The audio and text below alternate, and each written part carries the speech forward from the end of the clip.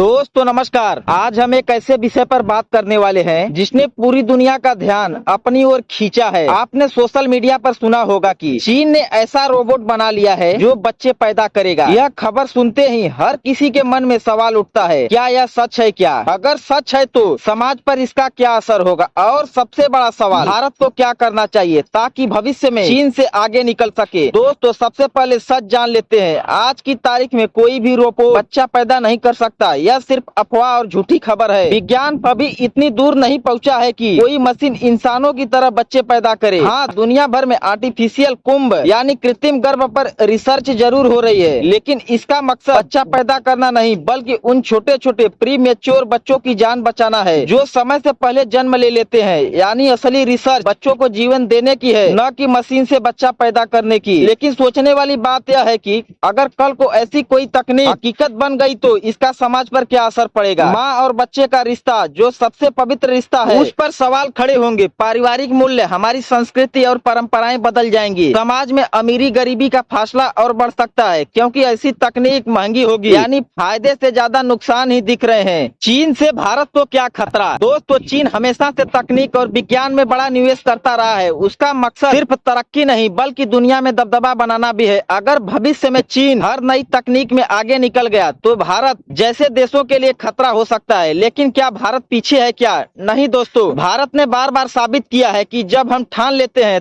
तो किसी भी बड़ी ताकत को मात दे सकते हैं। चांद पर पहुंचना हो तो चंद्रयान 3, सस्ते में मंगल पर पहुंचना हो तो मंगलयान, अपनी सुरक्षा की बात हो तो ब्रह्मोस मिसाइल और तेजस फाइटर जेट। भारत ने दुनिया को दिखा दिया है कि हम पीछे नहीं बल्कि सबसे आगे चलने की काबिलियत रखते हैं। भारत को आगे क्या करना चाहिए? यहाँ दो बड़ी जरूरतें हैं, स्वास्थ्य और सुरक्षा। स्वास्थ्य, भारत को रिसर्च पर जोर देना चाहिए। कृत्रिम बूम जैसी तकनीक का इस्तेमाल सिर्फ उन बच्चों के लिए होना चाहिए जो समय से पहले जन्म ले लेते हैं और अस्पताल में उनकी जान बचाना मुश्किल होता है। अगर भारत इस क्षेत्र में आगे निकलता है तो लाखों नवजात बच्चों की जान बचाई जा सकती है। हमारे डॉक्टर, वैज्ञानिक और शोध संस्थान दुनिया को दिखा सकते हैं कि तकनीक का इस्तेमाल मानवता के लिए होना चाहिए, न कि पैसे की शोहरत के लिए। सुरक्षा, सीमा पर हमारे जवान दिन रात पहरा देते हैं। बर्फीली चोटियों पर, रेगिस्तान में, घने जंगलों में, कहीं भी हमारी सेना पीछे नहीं हटती। लेकिन अगर भारत ऐसे रोबोट और ड्रोन बनाए जो सीमा पर जवानों की मदद करे तो हमारे सैनिक और सुरक्षित रहेंगे। रोबोटिक गार्ड जो दिन रात सीमा पर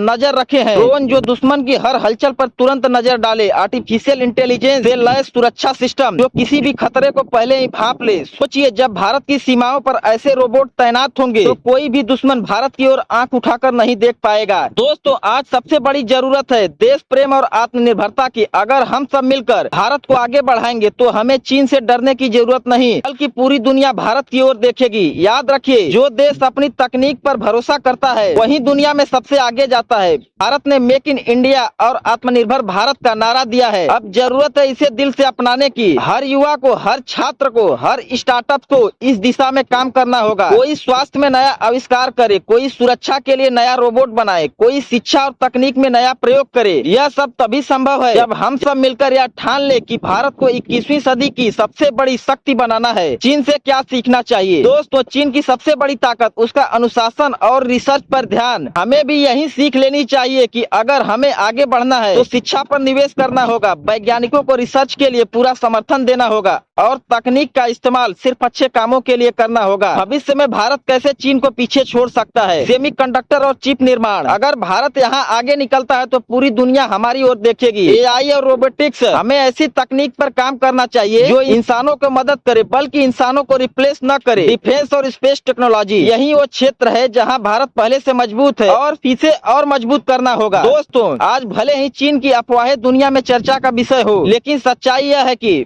भारत को घबराने की जरूरत नहीं है। भारत के पास विश्वास, विज्ञान और सबसे बड़ी बात देशभक्ति है। हमारे सैनिक सीमा पर, हमारे वैज्ञानिक प्रयोगशाला में, हमारे किसान खेतों में, हमारे छात्र किताबों में, हर कोई अपनी जगह से भारत माँ की सेवा कर रहा है। अब बस हमें एकजुट होकर यह प्रण लेना है कि हम सब अफवाहों पर नहीं सच्चाई पर भरोसा करेंगे। हम डरेंगे नहीं बल्कि आगे बढ़ेंगे और हम भारत को तकनीक और ताकत दोनों में इतना आगे ले जाएंगे कि कोई भी देश हमें रोक नहीं पाएगा। दोस्तों अगर यह वीडियो अच्छी लगी हो तो वीडियो को लाइक करें, शेयर करें और चैनल को सब्सक्राइब जरूर करें। तो मिलते हैं अगली वीडियो में, तब तक के लिए जय जवान, जय किसान, जय विज्ञान और सबसे बढ़कर जय हिंद, जय भारत।